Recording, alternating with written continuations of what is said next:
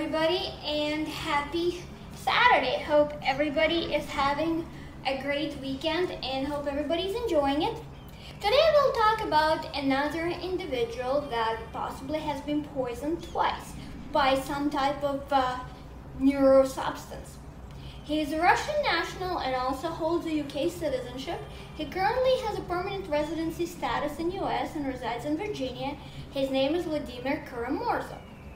He is obviously Russian. He believes that he was poisoned in 2015 and 2017 by Russian intelligence services. Nevertheless, let's get into details. He recently made the news because Radio Liberty was able to obtain 400-page FOIA release of information from US government pertaining to cases of such poisonings. So what is information that was actually released? So Litvinenko Murza is a Russian. His father was a known journalist who died in 2019. His father was famous for the case of Uchicago, and that was back in the beginning of 2000s. Now, his son is also an IMSOF protege and affiliated with Open Russia and actually holds one of the key positions within Open Russia. Open Russia opposition was founded by Khodorkovsky. Everybody knows about Mikhail Khodorkovsky and the time he spent in prison, and he's clearly Kremlin's foe. So Nemtsov was assassinated in February of 2015. Karamazov claims that he was poisoned 3 months later. He fell ill after the business meeting, was taken to emergency room, and ended up being in an intensive care unit. What was stated originally is that he had some type of toxicity happening to his body due to a known substance. At the time, his wife Eugenia thought that he took too much of antidepressants that he was actually taking. But nevertheless, she was able to obtain samples of his hair, part of his nails, his clothing, and transport it to US and give it to US federal government, and then it was sent for Quantico, Virginia for further testing. What is very interesting about this case is that interestingly enough, Murza refused U.S. request to send his samples for a second lab for additional testing. Because in U.S. there's only 4 labs that are able to test for such substances as Novichok, their variants, and biological warfare. He refused. Why would he refuse? In the interview subsequently to that, because he was asked that question, he stated that he thought it would be done automatically. But according to the federal government's release, it was not done automatically.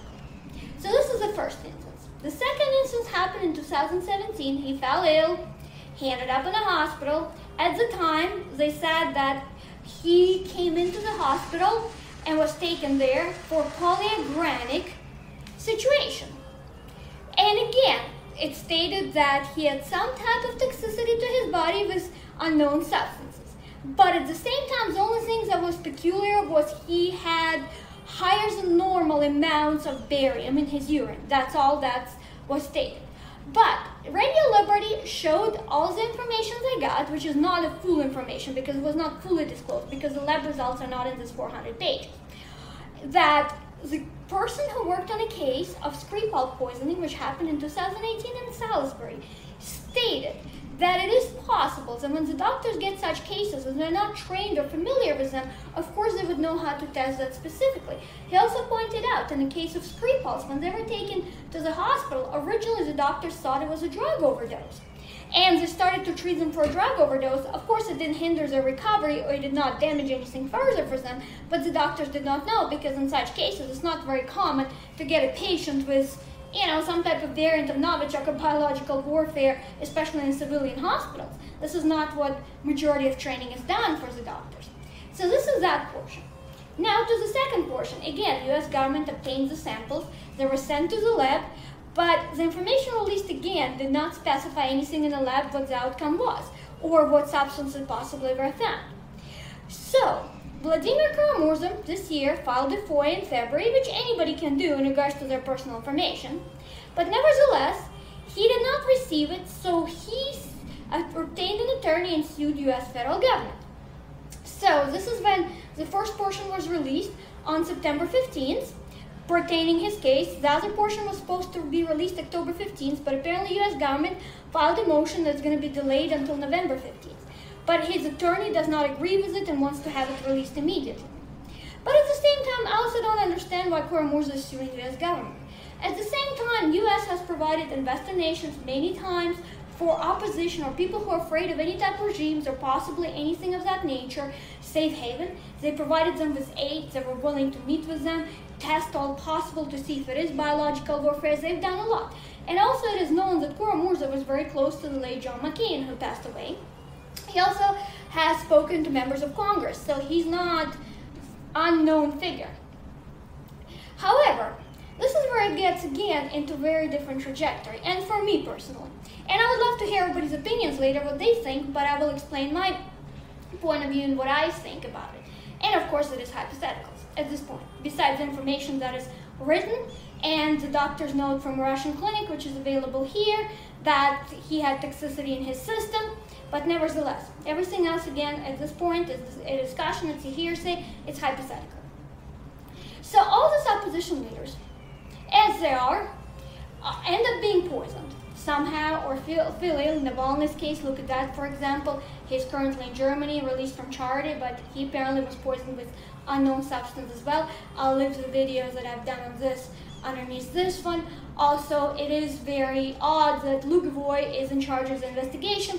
Lugovoy is the one who is actually accused of poisoning Alexander Litvinenko in 2006 in London, which he died a horrible death. So there's a lot of things that don't add up and are considered almost conflict of interest, if you can even use such terminology in this kind of cases. But let's get back to all these opposition leaders.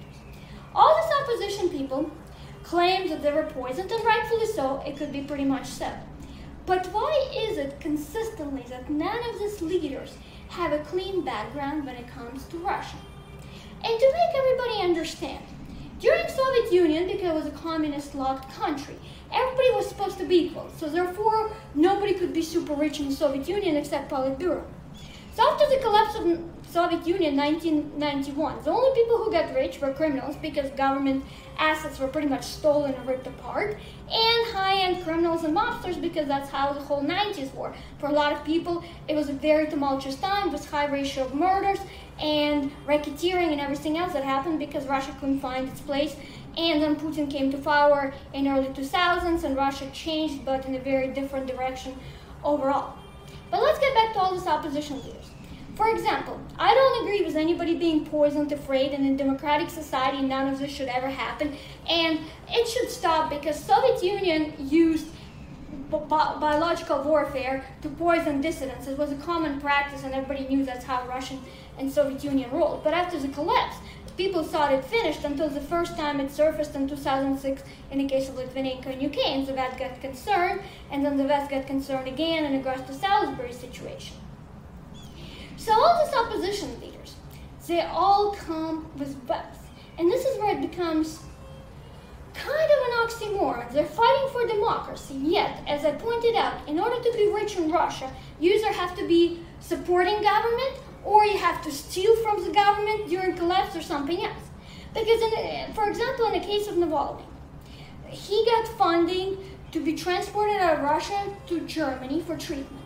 Yet, as we know, even though I don't condone what just happened, his $1 million apartment, 3 bedrooms, got seized in Moscow. So he has such assets. And additionally, his children go to very expensive private school in US. So my question ponders, and this is becoming almost double standard. There's many Americans that lose their homes because they need medical care for cancer, etc., or forced to sell their homes because medical care is very expensive. And I'm not going to talk about politics and free healthcare, not free healthcare, etc. And a lot of people live in poverty in UK, in Canada, in US. Every country has it.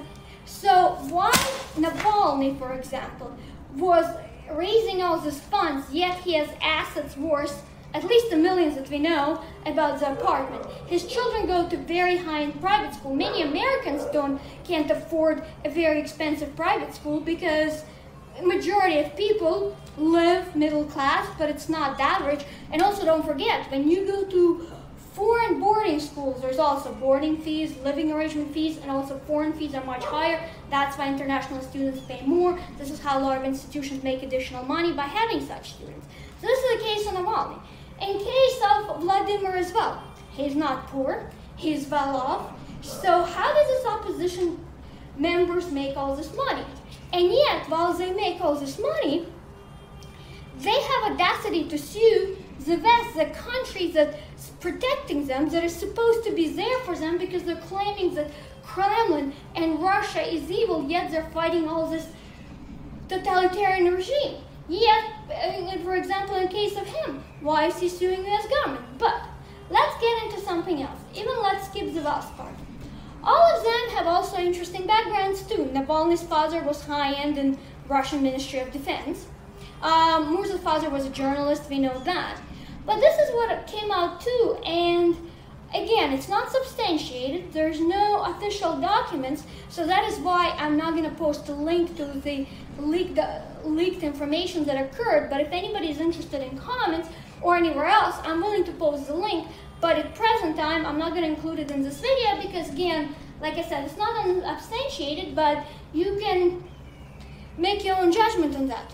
So, apparently, Vladimir Murza had a substance abuse problem. And we're not talking about alcohol, we're talking about very serious synthetic drugs back in the 90s. His father sent him for treatment in Germany more than once. This is the information that became available. However, given to the privacy, German clinic did not release that information. But Russian sites released the Russian side of it, but again, this is the reason why I don't want to post that link. I mean, I'm willing to if anybody really wants to see it, then please put it in the comments, but overall, I'm trying to be cautious and say again, this is more of a hearsay. But yet, at the same time, he did have that problem. So people usually with such problems and get treatment, especially if they need to go through full rehab in another country, clearly I cannot see having high moral character. And of course, everybody's allowed to make mistakes when they're young. Obviously, there's a lot of people who go through hard times and change their lives, and I'm not saying anything like that. And it's not against anyone, but what I'm trying to say is that all this Russian opposition leaders we have now, and it does not excuse any poisonings, it does not accuse anything like that, but anytime the West takes them and helps them, yet they turn around and claim, like for example in a case of suing US government now, or for example in a case of Navalny where all these funds get raised, yet he has a very charmed lifestyle. So what corruption is he fighting? Because you cannot be honest person and rich in Russia. It just can't happen given what exactly occurred from Soviet Union. So this is my question then. Why is the West helping these people who clearly at best don't have a very good moral character? And this is the best. We're not even talking about what they've possibly done to gain their wealth or how they have been done. And also when this comes into question, the next question becomes available. Who could have poisoned them besides the Kremlin? Even though any type of Novichok variant substances the state actors have access to. But at the same time, wouldn't it be another oligarchs that could possibly, because those countries are so corrupt, could they have access and bought such substance? They even bought an intelligence service agent, because in Russia, I mean, and I don't like to say it that way because, I mean, it's possible that could even happen. And of course, Russian government would have to know about it, but could it be basically a third party involved? And I'm not trying to take away the fact that Kremlin could do that. I'm not trying to say that Russia would never do that. That's far from what I'm saying because, Russia is known for a lot of things and Kremlin is known for a lot of things and biological warfare is up there. But I'm just saying, given all this opposition trajectory, I have not seen one opposition leader that got ahead, though, mind you. There's a lot of people who are opposing the Kremlin and great bloggers and great young people on YouTube and everything like that, but they never get far enough to gain international notoriety or even get anywhere. They just stay within their blog. And they're my age and they're great speakers and they're looking to change the country and they want better and different for Russia. They don't want any type of regimes. They don't want any weapons. They want a free democratic society and free to express and live how they want. But these people never get ahead. And they come from poor backgrounds, they come from modest lives, but they do a lot to get ahead via their videos. They work really hard. But yet the only ones that are recognized in the West are just opposition leaders that have this very murky family history and backgrounds themselves. And how does the West not know that these people can stab them too? And this is where it comes in a weird way, interesting enough. I'm not saying that they would go back work for Russia, no. I'm not saying that, but clearly they're opportunists. And I'm actually quite appalled that Murza even sued the U.S. government. The amount of work U.S. government did to help him and his wife, taking those samples, giving them a residency in Virginia, helping him to do all of that, actually putting him on a map, literally speaking, and doing so much, and he was even close to Congress. For him to sue and complain how he doesn't like what the government, U.S. government is doing now, I find it despicable. However, I would love to hear everybody's opinions. I would love to know what everybody thinks. Please click like, subscribe to my channel, and also you can read more articles under Kristina Kitova at communalnews.com, and hope everybody has a great weekend. Thanks again for watching.